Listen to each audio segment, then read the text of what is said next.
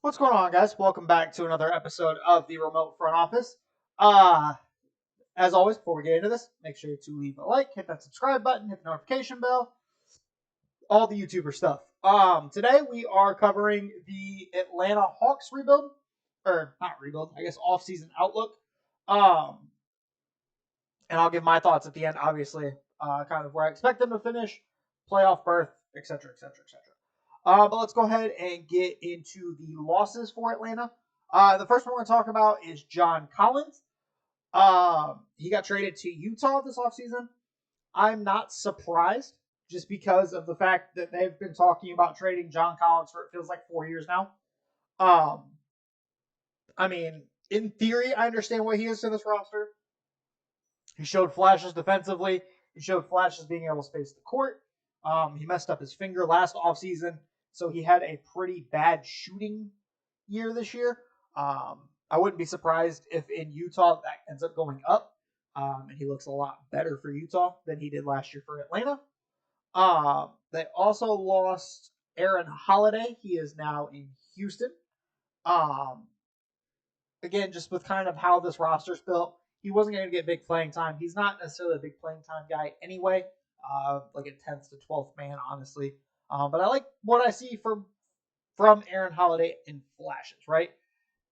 Can handle the ball, space the court, just all in all, a solid guy to have towards the end of that rotation, right? As far as additions go, they got Kobe Buffkin from Michigan. Um, Curious to see how he fits in this team just because of the amount of ball handlers you already have as far as Trae Young and DeJounte. And he's not necessarily a tall guy, so you can't even slide him down to the three because he's only about 6'4", so he does really have to play that combo guard position. And they also brought in Wesley Matthews from Milwaukee. I like that. It's just kind of a veteran guy to, bring that veteran presence to the locker room. Can play for stretches when you need him to. Decent defender, floor spacer, doesn't need the ball in his hands, which is a really big thing with this team that we'll get into. But I think just a really solid kind of fringe rotation guy pickup. Then they also traded for Patty Mills from OKC. I'm assuming kind of more of just a mentor rather than anything else, as I just don't think Patty Mills will play a whole lot this year. They did end up getting DeJounte Murray on a contract extension.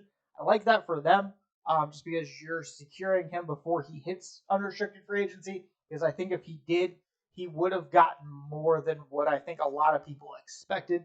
Just because free agency, especially with Anthony Davis resigning his deal, next year's free agent class just doesn't look over the top, right? So DeJounte would have been one of the more higher up there guys. He's also a younger guy, so I think he would have gotten paid more than a lot of people expected.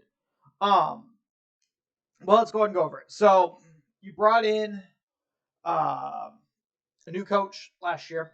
Didn't really get a chance to implement his offense. Quinn Snyder is I would say, pretty consistent coach. We saw that with his Utah teams.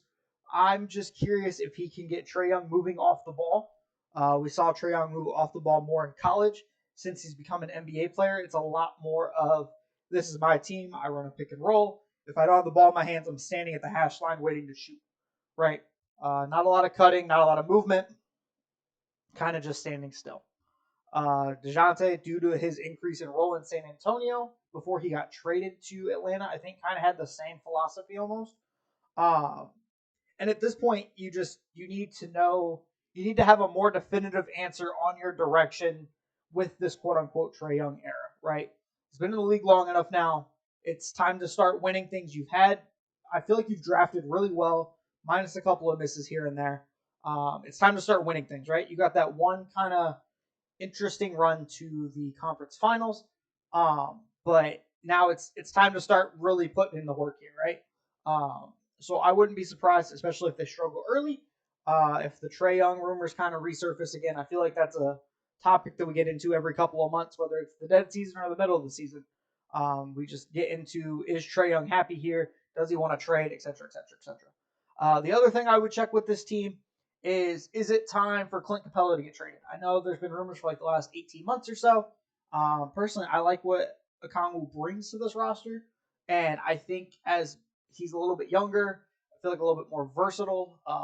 lob threat, I feel like it's a little bit better for him. So I think he fits this team a lot better than Clint Capella does, as well as I feel like he's on a better timeline, right? As far as if you trade Clint Capella, though, I don't know what you're looking for at this point, right? I would assume it's like a starting power forward. I'm curious to see who plays that position now that John Collins is gone, because I don't think you're sliding DeAndre Hunter down to that slot. So I am curious to see kind of what their rotation looks like this year. And I feel like it's going to be a kind of a shorter rotation than most people expect. But I think that you have enough guys that should be versatile defensively. They can space the floor, don't really need the ball in their hands as much. So I'm expecting at least probably, I would say, a 4 to 6 seed for this team as of right now. I mean, Trae Young is like 30-10, close to it. It's how this team meshes at this point, right? That's really essentially what we're breaking this down to. Is does Trae Young work without the ball well enough for this team to win enough games to make a playoff push? Personally, I'd be surprised if they're a second round team. I just don't see it as of right now. But that's just my thoughts. If you guys want to let me know your guys' thoughts down in the comment section below, greatly appreciate it. Appreciate you guys coming through today. Catch you in the next one. Peace.